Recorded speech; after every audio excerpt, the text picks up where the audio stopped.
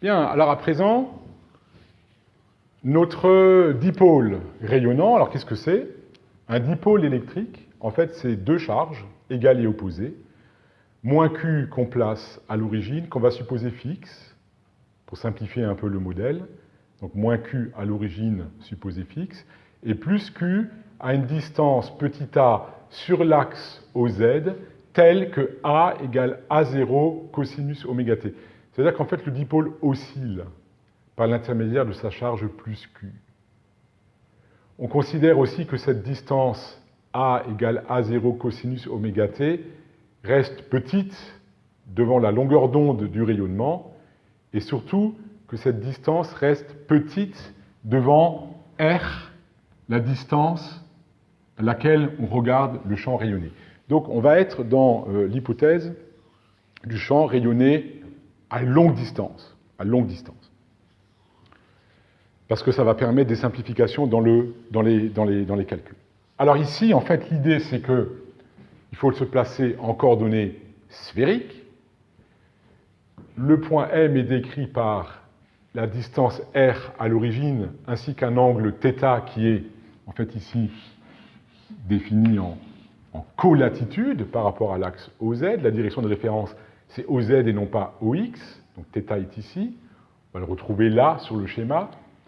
Et puis phi, c'est l'angle de déviation horizontale dans la troisième direction qu'on ne voit pas en projection dans le plan. Ça veut dire qu'on a le trièdre direct UR, Uθ, Uφ, donc qui est perpendiculaire au plan du tableau. Voilà pour la géométrie.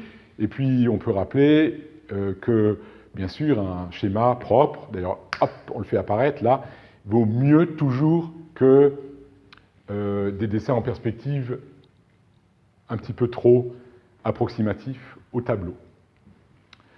Donc il faut que vous vous appropriez bien la géométrie UR, Uθ, Uφ de façon à bien comprendre la logique du calcul qui va suivre. Alors, première chose, c'est l'idée que cet objet-là, en fait, puisqu'il y a une charge plus Q qui est mobile, définit en fait un courant qui vaut Q fois V, puisque c'est une charge plus Q qui se déplace à la vitesse V, qui va être la dérivée dA sur dt, la dérivée de cette distance par rapport au temps. Donc le moment dipolaire P est égal à la charge plus Q fois la distance A fois UZ, puisque le dipôle est sur l'axe OZ, devient Q fois A0 cosinus oméga t fois UZ, et le courant est lié à QV, qui va donc être la dérivée première du moment dipolaire. Donc ça veut dire que ce potentiel vecteur qui est créé dans le voisinage de l'origine se propage, puisqu'on a vu tout à l'heure que le potentiel vecteur est solution de l'équation de d'Alembert, et le potentiel vecteur qui est créé dans le voisinage de O se retrouve en ce point, mais retardé, parce que la propagation se fait à la vitesse de la lumière, c, qui est une vitesse finie. Ça veut dire que le potentiel vecteur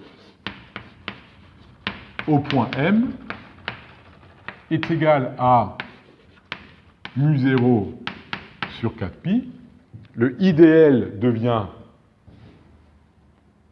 QV, c'est-à-dire P point, mais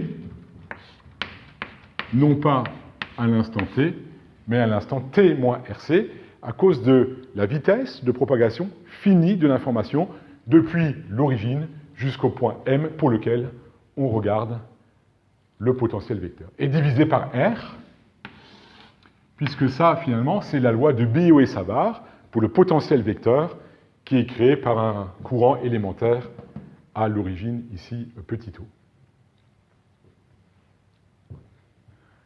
Donc, je répète, P point, c'est la dérivée première qui fait apparaître la vitesse, puisque ici, on aura la dérivée de A0 cosinus oméga t qui est une vitesse, fois Q, et puis le moment dipolaire, il est sur l'axe UZ. Donc maintenant, on a l'expression du potentiel vecteur, on peut déterminer celle de B par application de B égale rotationnel de A. Mais il faut travailler en coordonnées sphériques. Ça veut dire que ce potentiel vecteur, on va maintenant le projeter, puisqu'il est selon l'axe UZ, on va le projeter sur respectivement UR et Uθ, et on voit que les angles de projection sont simples, c'est à la fois cos θ pour projeter sur UR et moins sinus θ pour projeter sur Uθ. Donc ça fait P point, cette fois-ci, moins R sur C, mais en norme, divisé par R fois cos θ sur UR, moins mu0 sur 4pi, P point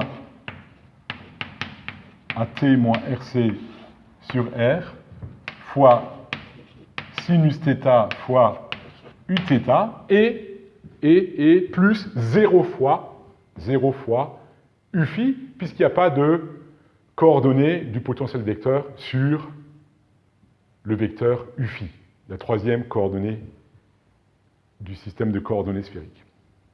Bien, alors maintenant, il faut calculer le rotationnel de cette quantité-là, mais rotationnel qui est défini en coordonnées sphériques. Alors, je l'ai là, voilà. Et là, on va voir que, en fait, le problème est quand même pas particulièrement simple, parce que l'expression du rotationnel en coordonnées sphériques, dans la variante en colatitude, qui est celle que nous utilisons, c'est tout ça. Alors, je ne vais pas l'expliciter. Il y a une composante sur UR, avec des dérivées partielles ici, une composante sur Uθ, avec aussi des dérivées partielles, et enfin une composante sur Uφ, avec les coefficients correspondants. Mais heureusement, ça se simplifie un peu. Pourquoi? Parce qu'ici, vous avez la dérivée à un angle près de Aφ sur dθ. On a dit que il n'y a pas de coordonnées sur φ. Donc ça veut dire que ici c'est nul. Aθ qu'on a tout à l'heure exprimé ne dépend pas de φ. On peut le remettre ici. Voilà la coordonnée sur θ. Le Aθ, il dépend certes de R, il dépend de θ par sinus θ, mais il ne dépend pas de φ. Ça veut dire que la dérivée partielle de Aθ par rapport à φ est nulle. Finalement, il n'y a pas de composante sur UR. De façon analogue, la composante du potentiel vecteur sur R ne dépend pas de φ, donc cette dérivée partielle est nulle. Et enfin, il n'y a pas de composante en Aφ. Ça veut dire qu'il n'y a pas non plus, pour le rotationnel, de composante sur Uθ. Finalement, il n'y a que la dernière composante qui est non nulle. Ça veut dire que le rotationnel qui avait l'air tellement compliqué, en fait, il se simplifie quand même plutôt pas mal. Alors ça, c'est le résultat direct de l'expression du rotationnel en coordonnées sphériques, mais on aurait pu un peu anticiper ce résultat, parce que je rappelle qu'on est en train de calculer B égale rotationnel de A. Or, A, il est vertical dirigé vers le haut. Donc, comme on calcule B comme rotationnel d'un vecteur vertical, en fait, on s'attend à trouver un vecteur qui est orthoradial. Ça veut dire qu'en fait, on aurait pu anticiper le fait que rotationnel de A n'a de coordonnées que orthoradiales, c'est-à-dire perpendiculaires au plan du tableau. Donc, à la fois, par l'exploitation de la formule du rotationnel, ça c'est la méthode un peu Brutus, par exploitation de l'expression du rotationnel en coordonnées sphériques, mais aussi parce qu'on a compris comment fonctionne la géométrie de l'opérateur différentiel rotationnel, qui donne lieu à des vecteurs orthoradiaux, eh bien, on peut confirmer le fait selon lequel rotationnel de A et par conséquent B n'a de composante que sur Uφ. Alors, il faut la calculer quand même. Et pour ce faire, on va faire une petite simplification. Vous allez voir qui est relativement assez facile à comprendre. C'est l'idée que, vous voyez, il faut dériver AR par rapport à θ. Alors, on reprend ici. Voilà la composante A indice R. quand je dérive par rapport à θ, je vais juste avoir cos θ à dériver. Tout le reste étant constant. Ça veut dire qu'à ce moment-là, le cos θ se dérive en moins sinus θ. Mais il y a le 1 sur R qui reste ici. Et tout ça est encore multiplié ici par 1 sur R. Ça veut dire que la composante sur phi qui est liée à ce terme-là décroît en 1 sur R carré. Et comme on se place au loin, le point M est tel que R est très grand, devant toutes les autres dimensions du problème, la décroissance en 1 sur R carré fait qu'on va pouvoir négliger ce terme. Celui-ci, bien sûr, il va décroître aussi, mais il va se contenter de décroître, si on peut dire, en 1 sur R. Ça veut dire qu'en toute rigueur, il faudrait garder les deux termes, mais comme on est dans l'approximation champ rayonné au loin, on peut se contenter de ce terme-là. Alors vous voyez qu'en fait, on a quand même pas mal simplifié le problème. D'une expression horrible, on a réussi à mettre en évidence que finalement, il n'y a que la composante sur phi, et même sur phi, il y a un des deux termes qui est négligeable parce qu'on est dans l'hypothèse champ rayonné au loin. Alors on avance, il reste quand même à multiplier la composante sur θ par R, ensuite la dérivée par rapport à R, et multiplier encore par 1 sur R. Alors on va le réécrire ici, R fois Aθ du tableau précédent. Je suis obligé de jongler un peu entre les deux tableaux. Donc on a moins mu0 sur 4pi, P point en T moins R sur C sur R fois sinus θ. Donc comme on a multiplié par R, ce facteur ici disparaît, et il nous reste mu0 sur 4pi, P point en T moins R sur C, divisé par rien du tout, fois sinus θ. Et c'est tout ça que je dois dériver par rapport à R. Alors ici, ça donne mu0 sur 4pi, ça, c'est une pure constante. Le sinus θ, lui, n'est pas impacté non plus. Et ici, c'est juste là qu'il y a une petite subtilité parce que, vous voyez que je dérive par rapport à R. C'est-à-dire qu'on a ici, en fait, une dérivée d'une fonction composée. Parce que la variable de P point, c'est T moins R sur C. Donc, il faut d'abord dériver par rapport à la variable, fois la dérivée de cette variable par rapport à R. Donc, ça donne finalement P point point, donc comme dérivée seconde de la fonction, P, en T moins R sur C, et puis multiplié par la dérivée de T moins R sur C par rapport à R, c'est-à-dire qu'il y a moins 1 sur C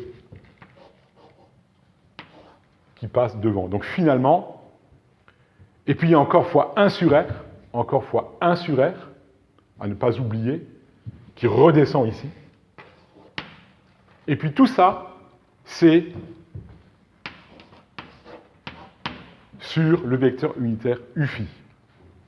Et voilà donc B, ainsi calculé. Alors on va l'encadrer, et bien sûr, ce n'est pas à retenir par cœur, certainement pas, mais c'est un résultat important parce que c'est le résultat du calcul du champ rayonné par le champ magnétique rayonné par le dipôle au point M à la distance petit r. Voilà, j'espère que c'est bien lisible. Alors vous voyez que